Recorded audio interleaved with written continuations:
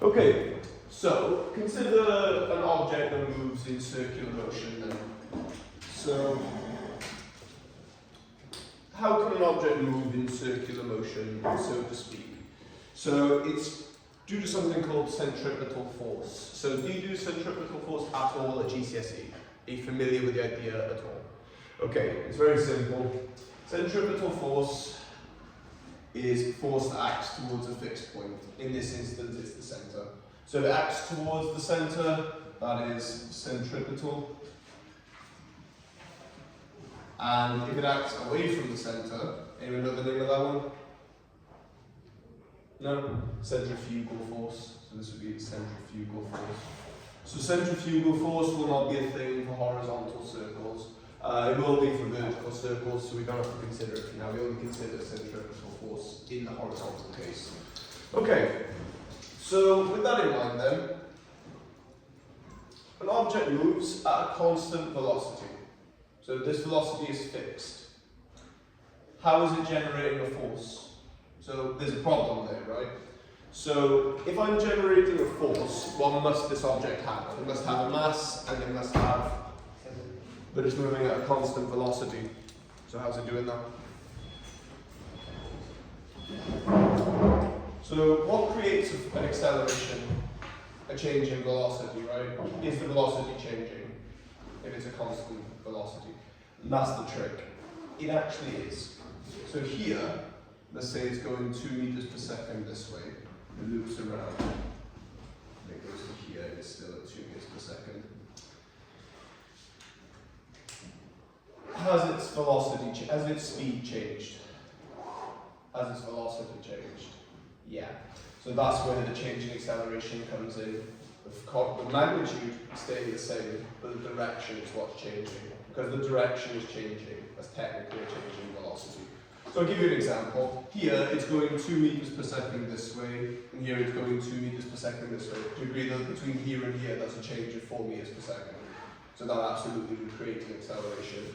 So when an acceleration is created due to a change in direction, the force always acts orthogonal to the velocity. So you've got the velocity acting here and the force acting here. And that's that centripetal force, essentially. So we need a way to quantify a couple of things now. So I'm going to define a couple of things. Let's talk about velocity first of all then. So when the object completes one orbit, that is called one revolution. Is that easy enough? Yeah.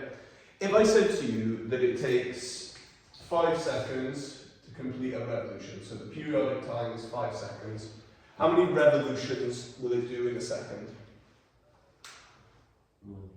Yeah, it should be 1/5. So the frequency is 1 over the periodic time, effectively. Is that okay? So the number of revolutions per second is the 1 over the time for 1. Okay, so we've defined frequency, simple enough. The next thing we need to define is the velocity then. So, is there a formula for velocity that we can use very simply here? What's the simplest velocity formula there is? Speed equals distance over time, right? In one orbit, what's the distance covered? Do you agree it's 2 pi r? There's the circumference, right?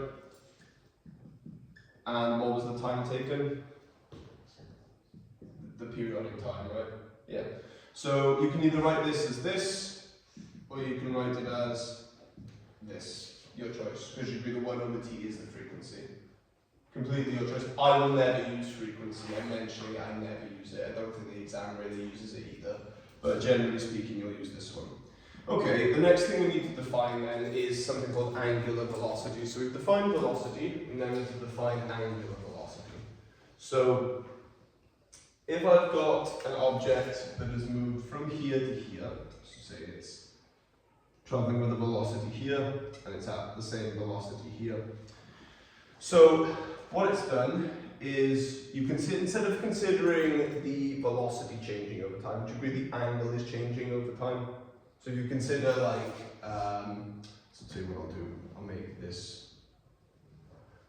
I'll make the 90-degree bit here, I'll make this the base bit.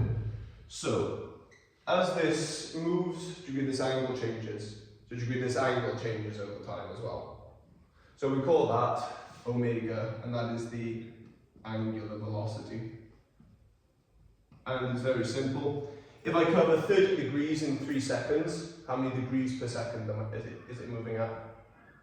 It's moving at 10 degrees per second. Yeah, so it's the number of changing degrees divided by time.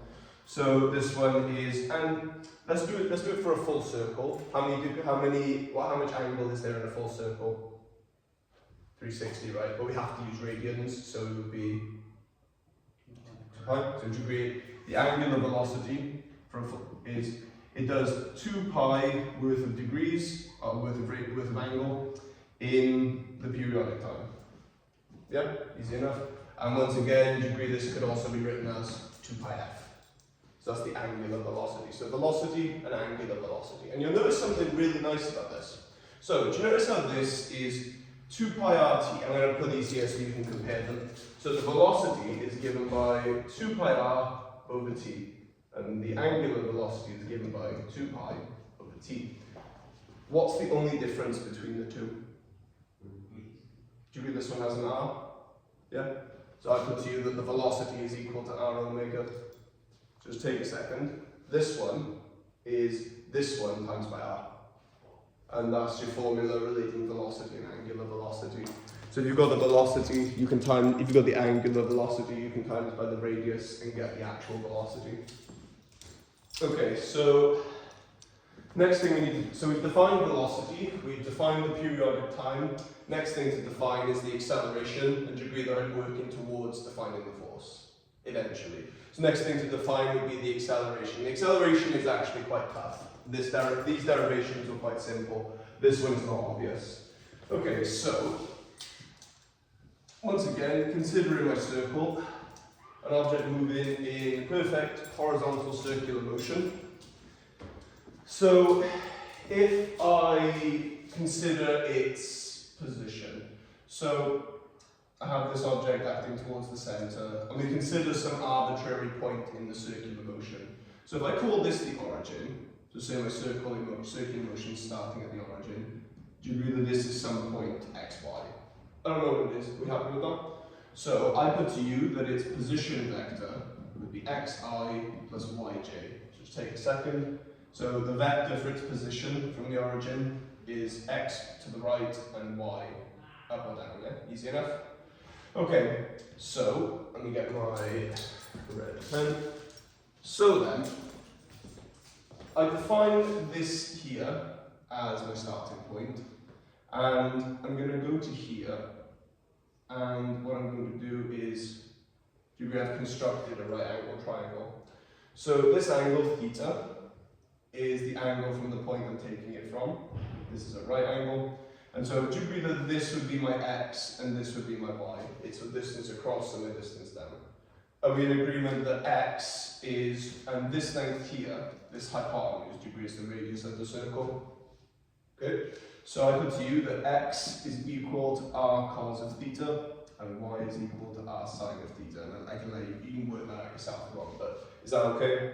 Yep. Okay, so now my position is given by r cos of theta I plus r sine of theta j. And we're not quite there yet, unfortunately. So if I want to find the angular velocity, right? So if you remember, the angular velocity is given by 2 pi over t. So say that the angle covers, I don't know, 30 degrees in 3 seconds. Do you agree that's 10 degrees per second? Yeah? And say, would it be the same if it did 20 degrees divided by in 2 seconds? It would give me the same thing, right? So do you agree that the change in angle divided by the change in time is also the angular velocity, right? So I put it to you that omega equals theta over t, so theta equals omega t. Is that okay? So what this now allows me to do you agree I've now written the vector in terms of time? Omega t plus r sine omega t j. So I've written this vector now in terms of time. And what's the clever thing about this? Because remember, my goal is acceleration. So what can I now do? Do you agree I can differentiate this and get to acceleration because it's now in terms of time? So we've got position. How do we get the velocity? Do you remember? With respect to time, yep. So velocity with respect to time. So this would be negative r sine, negative r omega sine of omega t I plus r omega cos of omega t j, and then the acceleration at time t, so again taking another omega to the front, so negative r omega squared cos of omega t I plus, and this would be minus actually, minus r omega squared sine of omega t j. So my acceleration is given by that vector there. Is that a formula? No. But what can I do to find the formula? What would give me an expression in terms of t for the acceleration? We've done that already, but we do it. So I want to find an expression for the acceleration. So what would I do? You would take the magnitude of this, right? Are we happy with how to take the magnitude of a vector? Because you realize that's going to give me an expression, like something I can actually use. Right, so it's this squared. So it would be r omega squared cos squared, this is squared, cos of omega t plus r omega squared sine squared of omega t. Okay, and what do you notice about this? Do you read this comes out? So I'll put this as squared. So the acceleration squared is equal to r omega squared times by cos squared of omega t plus sine squared of omega t. What is this entire bracket? What is cos squared of anything plus sine squared of anything? 1. So do you agree that the acceleration squared is given by r omega squared. And so the acceleration is given by omega squared r. That's your formula for acceleration. So to summarize, we have acceleration equaling omega squared r. Right, and this one does have a couple of variants you need to be able to work with. So, do you agree that that is the acceleration in terms of the angular velocity? Do we know how to go between angular velocity and velocity quite easily? Yeah? So, there are actually two formulas for acceleration. So, this omega, if we use this formula here, do we agree it's velocity over radius? So this would be velocity over radius squared times r. And so we have v squared over r squared times r, which is v squared over r. So we have two formulas for acceleration. It's it's velocity squared over r, or angular velocity squared times r. So these two formulas, super important. Actually, I'll highlight the ones that are important. Yeah, those 5 formulas are essential. Those are the 5 formulas that we're going to use, essentially. Okay, very last thing then. So we did the periodic time, we did the velocity, we did the angular velocity. Now we've done acceleration. So now finally, now that I've got a formula for acceleration, what can I finally do? Find the formula for the force, finally. Okay, so with that in mind then, how do I get from the acceleration to the force? Yep, just times by the mass. And so there are actually because there are 2 formulas for acceleration, there are 2 formulas for force, for centripetal force. So it's either, using F equals ma, it's either this one, so centripetal force is equal to mv squared over r, or centripetal force is equal to m omega squared r. And again, you have to use the appropriate one depending on if they give you velocity or angular velocity. Yep, and those are the 7 formulas that you will use, all in all. Right then, so let's start with some like nice simple stuff. I'll tell you that an object moves with angular velocity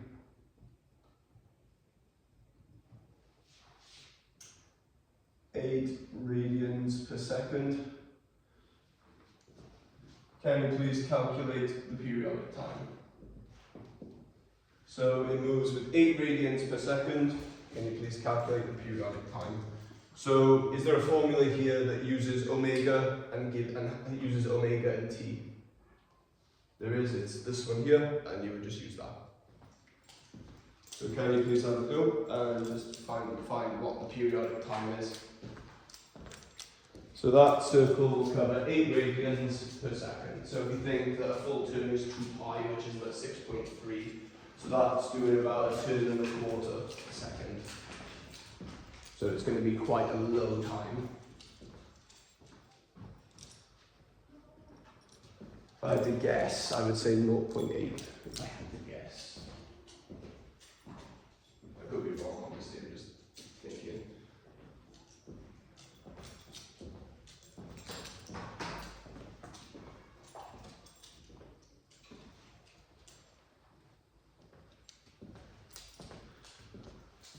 Okay, so using the omega equals 2 pi over t, 8 equals 2 pi over t. So do we agree that t equals 2 pi over 8? So it's pi over 4, so 0.76. Is it 0.78, is it? Good, yeah.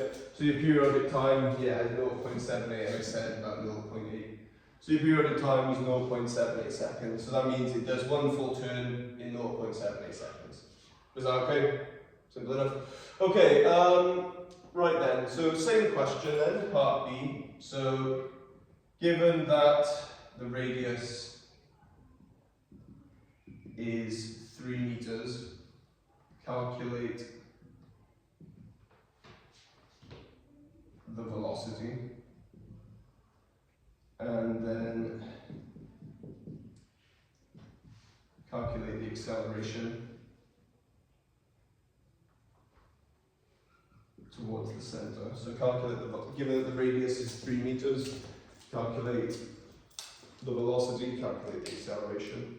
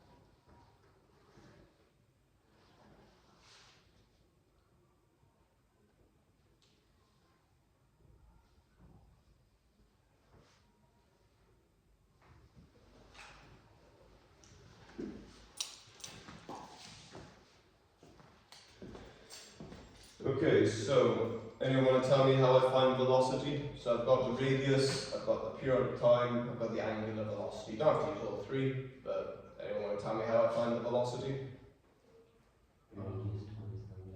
Yeah, so degree is just 3 times 8.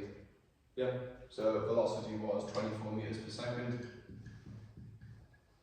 Because it's just 3 times 8, because v equals r omega. Right then, acceleration. Because I've got v and omega, could I use this formula or this formula? Doesn't matter. Doesn't matter remotely. So the acceleration is given by, which formula did you all use? Did you use omega or did you use v?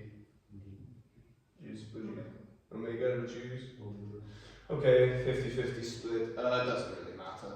I'll use omega because I prefer to times rather than divide. So acceleration is 8 squared times by 3. So 64 times 3, so 180 and 12, so 192. Yeah, so that's obviously a massive acceleration. And if we kind of paint a picture of this, right? This is a circle of a radius 3 meters. So 3 of these wide, and it's traveling at 24 meters per second constantly. So that's a big circle and quite fast. So it generates a massive force toward it. Makes sense. Right then, so we have to now consider an actual sort of question you would get. And they can be quite involved with these, and it does require you to kind of master your trigonometry a bit, which shouldn't be a problem. So I'm going to show you the kind of standard setup you would get. So there are three kinds of horizontal circular motion. There's reaction force circles. So there's reaction force circles, tension circles, and rods, which would be like thrust, I guess. So to be honest with you, this one probably is more vertical than anything. We can look at rods maybe. Okay, so I'll put it quite simply to you.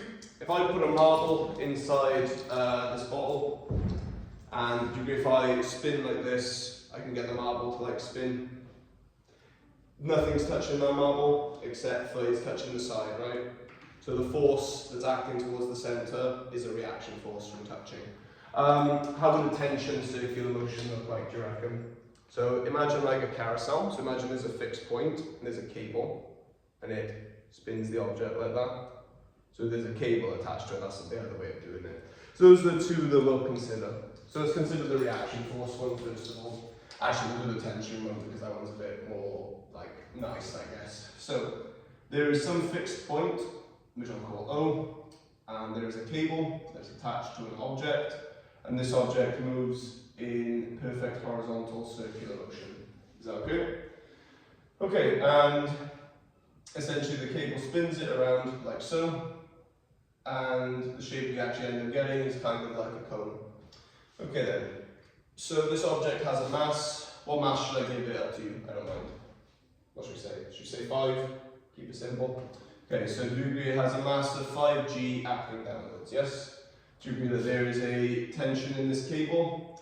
And what is acting towards the centre? Centripetal force. Okay, so I'm actually going to draw the F there. Okay, so you are now told that the angle that acts from the vertical, which I call it, is theta. So you have to be careful what they say. If they say the angle that O makes with the vertical, it's this one. And if they say the angle it makes with the horizontal, it's this one. So you have to be careful which one they give you. Right then, so this is a very standard setup. So they might tell you something like sine of theta equals 4/5, for example. Are we all happy with how to deal with this from before? Do we remember? Have I done this with you? So, what's sine equal to? Just out of interest.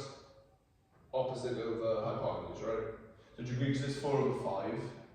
If we consider it just a right angle triangle, this is 4 and this is 5. Yeah? And then what's this? By Pythagoras, what is this? 3. So, from this being this, what's cos? Adjacent over hypotenuse, right? Because from this degree, cos would be 3/5. And then what would tan be? Tan is equal to opposite over adjacent, right? So what's tan equal to? 4/3. Yeah, very good.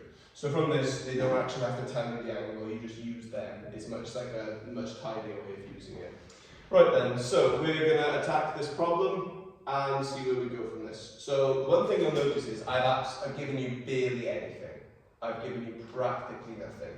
So you have the mass of the object and you have the angle the cable is from. That's it.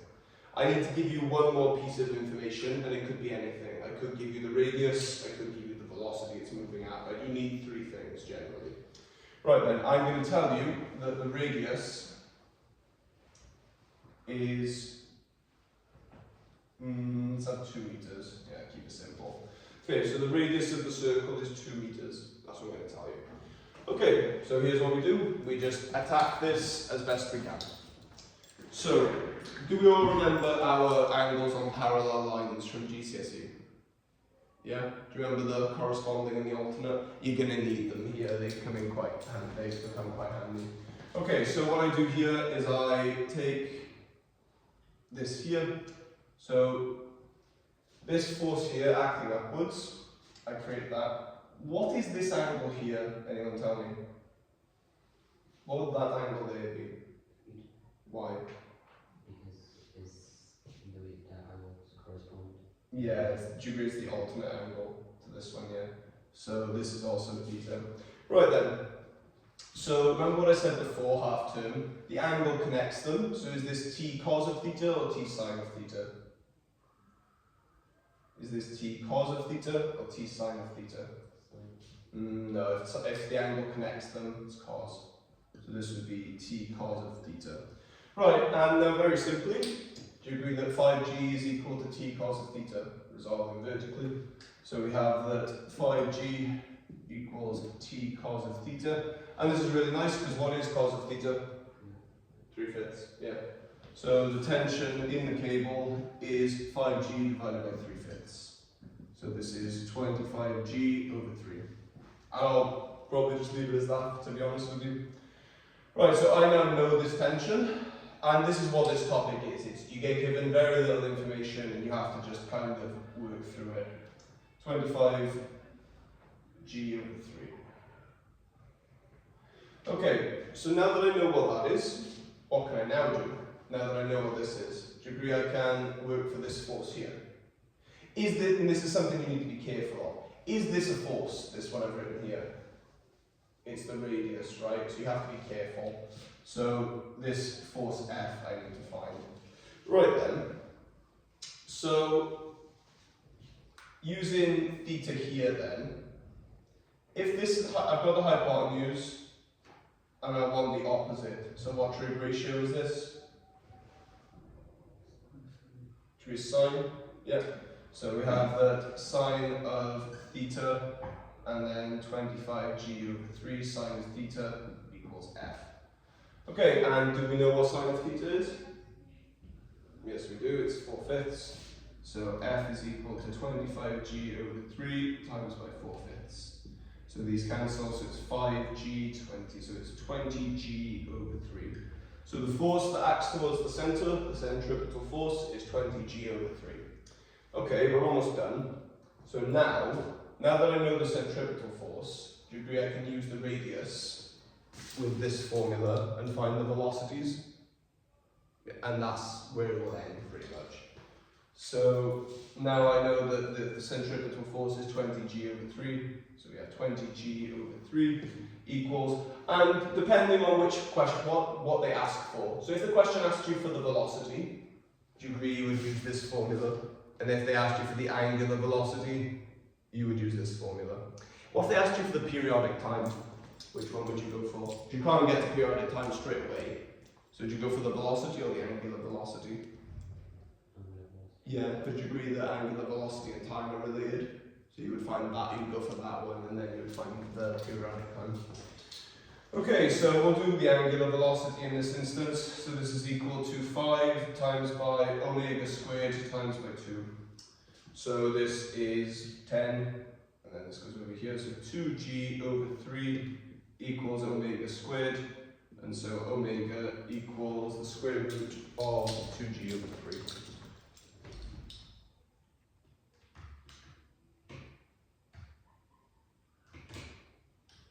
2.56 I get. So the angular velocity is 2.56 radians per second. And to put that in context, degree pi is 3.14, so it does just under half a circle in a second. So it's quite a slow moving circular motion. Right, and with omega being that, how would I then find the periodic time? 2 pi over this, so 2.56. So my periodic time, I guess it'd be 0.6-ish, I guess. So 2 times pi, that's my answer. 2.49. 2.49 seconds is the periodic time, so 2.5 seconds. Right, I'm going to do another one, pretty much the exact same, so I realise that that is a lot.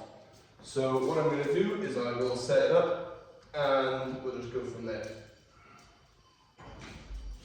Okay, so. Sorry, I had to and I was stuck in properly. That's okay. You might need to copy the formula. Yes, Okay, so let's go again. So let's consider another tension reaction force circle. So there is some fixed position, which I call O, and it's anchored to some point which has a mass of 10 kilograms. and this object then moves in circular motion, like so. Actually, I'll draw that as a projection line. Draw that as a ray. Yep. And so I will also tell you that the angle that it makes with the vertical is theta, such that tan theta equals 3/4. And should I give you the radius again? Yeah, I'll do the radius again. And I will say that the radius is actually I actually thought of something perfect. Okay, so this one is a little different, but not too much. So instead of me telling you the radius, I've given you the length of the cable. Why is that not actually that much harder? Because do you agree that you can just use trig to get that radius and go from there? That is super normal. That is really, really normal. Okay, so I'm going to set out some things that I'm looking to find. So I am looking to find the tension in the cable. I'm looking to find the centripetal force. I am looking to find the velocity. And I am looking to find the periodic time for this motion. These are the 4 things I'm going to find. Okay, so first thing then, if tan of theta equals 3/4, so if I just draw a little diagram here, with this being theta, so what is tan equal to? Opposite over adjacent, right? So this would be 3, 4, and this one's 5. So cos would be equal to 4/5. And sine is equal to 3/5. Okay, now that I've got these 3, I'm ready to go. So let's work on the tension in the cable. So there is something that I've mentioned already that you should be wary of as well. So this here, there's a tension in this cable, but I've also given you the length. It's super normal to write the tension as 6 by accident in your calculation. Really normal. So please do be careful with that. Right then, so we know that this is 6. So this is the hypotenuse, and I want this tubular radius is the opposite. So what trig ratio am I using? Yeah, it's sine, so do we agree that sine of theta equals radius over 6. So the radius equals 6 sine of theta, and sine of theta is 3/5. 6 times 3/5, so your radius is 18/5. I'll probably just leave it as 18/5 to be honest. Yeah, it is 3.6, but I'll like for the fraction bit. So your radius is 3.6 meters, which I'll write on the diagram, but I'll keep it as 18/5 in my calculations. Right then, let's find the tension in the cable. So what I do is I resolve vertically at this point, like so. And what's the trick here? That this angle and this angle must be the same, right? And this trick, you will use this trick every single time. It's really quite normal. And this is then t cos of theta. So we have that 10g equals t cos of theta. How is it? Oh, okay, we got 20 there, so it's fine. Right then, so cos of theta being 4/5, so 10g equals t times by 4/5, so t is equal to 10g divided by 4/5. So this would be 50g/4, which is 20g, so 25g/2. So this is so the tension in the cable is 25g/2. That's that done. Okay, so now that I've got this tension here, what did I do last time to find the force in this? So the idea being that we use this vertically to get that first bit. Now the centripetal force is this one. So this one was times by cos. So what's this one? This was t cos of theta. So this one is t sine of theta, yeah. So my centripetal force on this one is my t, I now know to be 25g over 2. So I get that the force is equal to 25g/2 sine of theta. And you can do it with this here, so this being the hypotenuse, and then this being the opposite again. You can do it that way if you want. So this is 25g over 2 times by sine of theta, so 3 over 5.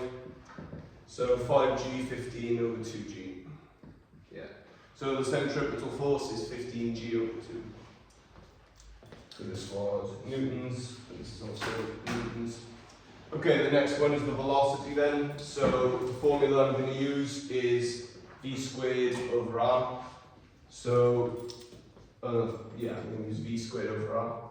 Right then, so now that I know the force acting towards the centre, the formula for centripetal force is mv squared over r. So I use that.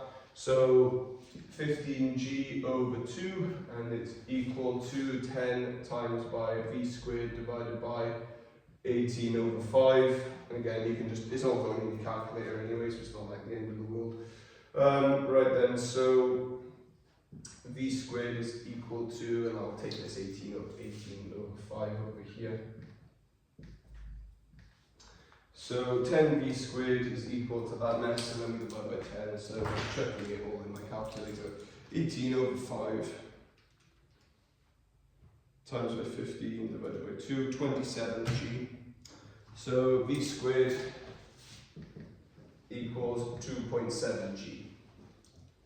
And then square root in that, so divided by 10 times by 9.8, square root in that.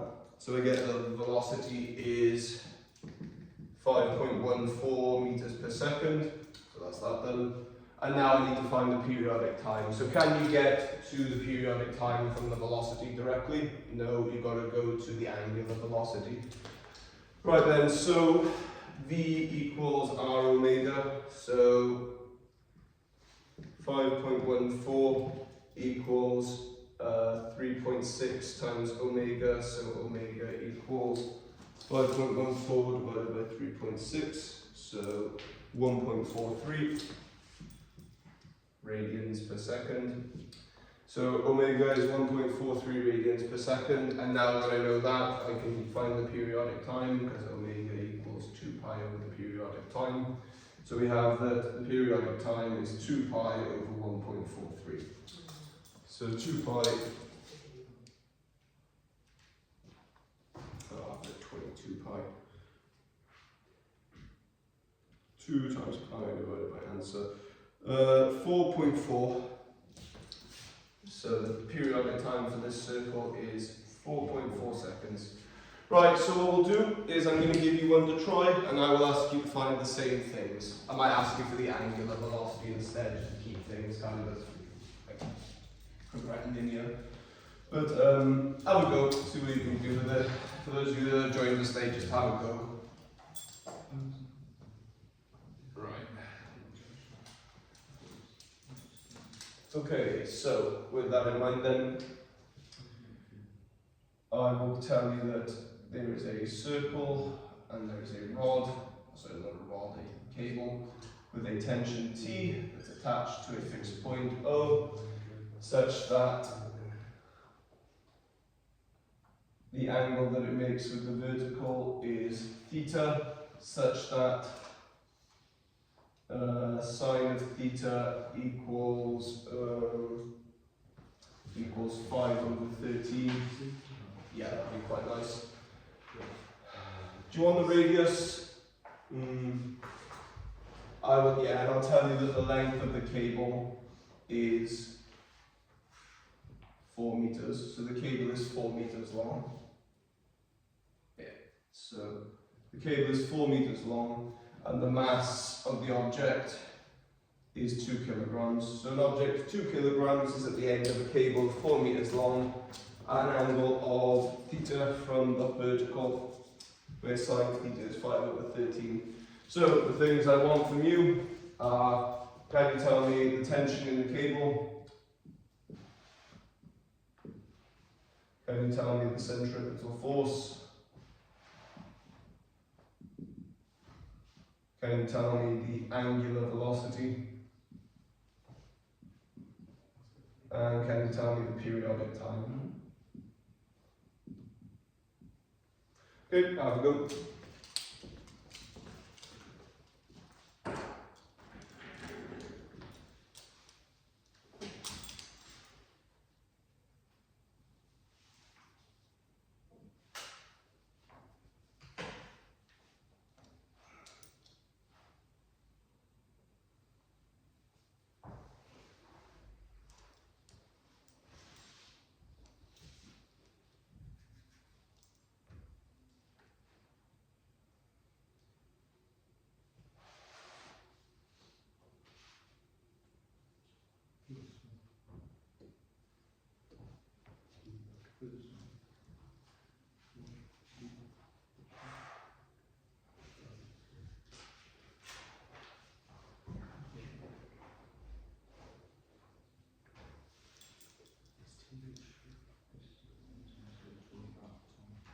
So that's in that instance. Oh yeah, in that instance, T is tension in the cable. Periodic time does also mean capital T, so that's actually quite confusing. So T generally is the periodic time, so like the time for one like orbit. But in this instance on the diagram, it's the tension in the cable. Do you know on the equations, Mm-hmm. all the T's? All the T's are tension. Oh no, are all time. Yeah, because they all come from speed equals distance over time.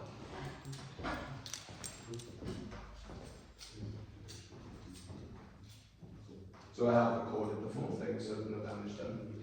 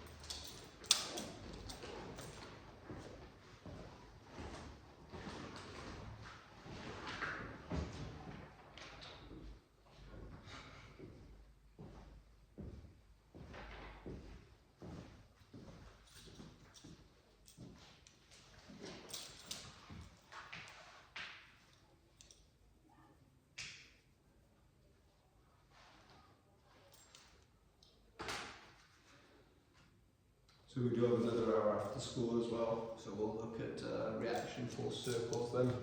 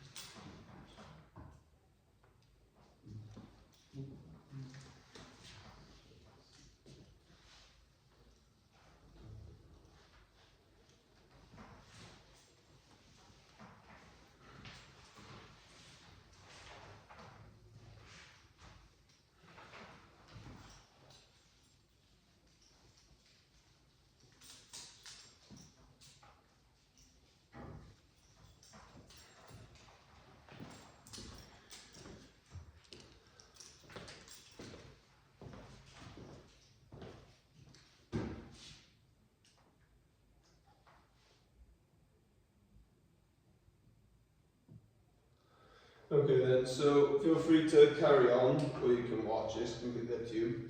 So if this is 5 and this is 13, what's the missing length here? 12, yeah. So we have that cos of theta must be 12 over 13, and tan of theta, not we have any, actually to be honest, we don't really need tan of theta, so I'm not going to use it. But yeah, it would be 5 over 12, but anyway. Right then, so drawing a vertical here, this would be, and this angle is theta, so this would be t cos of theta, and it's equal to 2g. So t is equal to 2g over cos of theta, so this is 2g divided by cos of theta, which is 12 over 13, yeah. So this would be 26 over 12, so 13 over 6. 13g over 6. Yep, very good. So the tension in the cable is 13g over 6 newton, and you can, if you left that as a decimal, you're welcome to.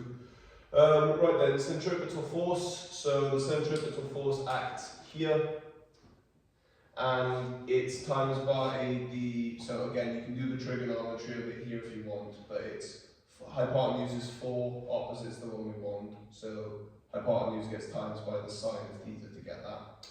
So this was part A, part B.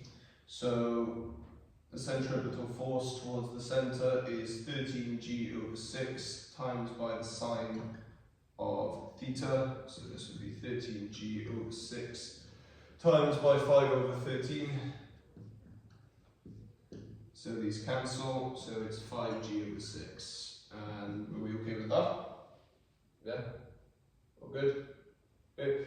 5g over 6 newtons, and that's that then. And then our angular velocity comes next. So I now know that this force is 5g over 6. So what I do is I use the appropriate formula. So F equals m omega squared r. So I have that 5g over 6 equals 2 times by omega squared times by, and I haven't found the radius yet, so let's do that. So I need to find the radius now. So if this is 4 and this is theta, so I want this one to degree its opposite hypotenuse, so sine again. So radius over 6 over 4, sorry, equals sine of theta. So radius equals 4 sine of theta. So radius equals 20 over 13. So anyway, times by 20 over 13, yeah. Okay, so solving this for omega squared. So it's 5 times g divided by 6. So 5 divided by 6 times by 13 divided by 2 times by divided by 20. Times by g. So 2.65 is omega squared. So omega squared is 2.65, so omega is square root of that. 1.63 radians per second. Okay, so that's angular velocity done, and then the very last bit is periodic time. So periodic time, so omega is equal to 2 pi over the periodic time. So 1.63 equals 2 pi over t, so t equals 2 pi over 1.63. So it's about 4, just under 4. So 2 pi divided by answer, yeah, 3.86. Okay, so how are we doing for time? I can probably get one more example out and then we'll call it. So in this one, I'm not going to give you the same setup. It will be the same setup in that it's an object. So let's say this is 10g just to be convenient. And once again, let's make this angle, I'll make this angle 60 degrees just to be nice. So in this instance then, I'm going to tell you that the object moves with a velocity of 5 meters per second. So the object moves with a velocity of 5 meters per second going around, and I'm not giving you the radius this time. So tension, and I want to know for 8 marks, what is the length of the cable? So what is the length of cable? And that would be like 8 marks. So let's attack how we would do it. So essentially, you want the length of this cable here that has the tension in it. Do you agree that would be easy if we had the radius? So we've got the angle. So this whole thing comes down to find the radius. That's what this whole thing comes down to. Right then, so we proceed as normal for now until we hit a problem. So I'm going to draw a line straight upwards and just proceed as normal. So this would be T cos of 60. So we have that 10G equals T cos of 60. So T would be equal to 20G.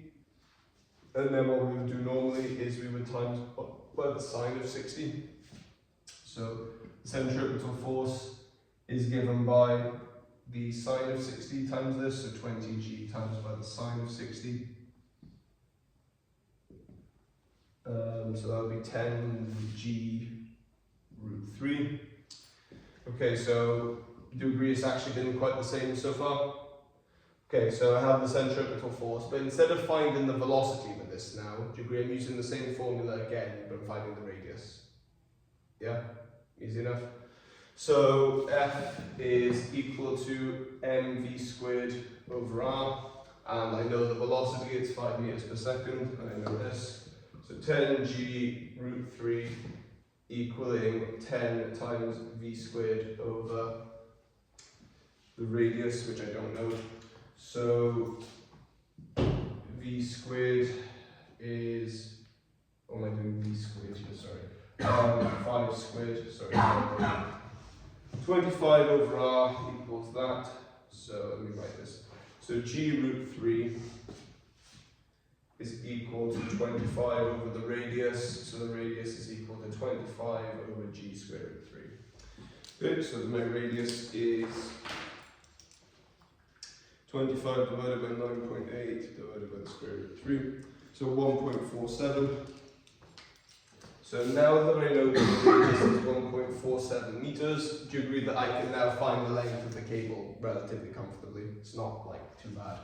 So 1.47, and we're after this length here. So what trig ratio is this?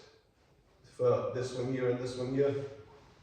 Sine indeed, so it's sine of 60 equaling the 1.47 over L. So L is equal to 1.47 divided by sine of 60. And the length of the cable divided by sine of 60. 240 over 1.7 exactly, more or less. So the length of the cable was 1.7 meters, more or less exactly. Right, we'll do more of this later. Right, I will see you all then.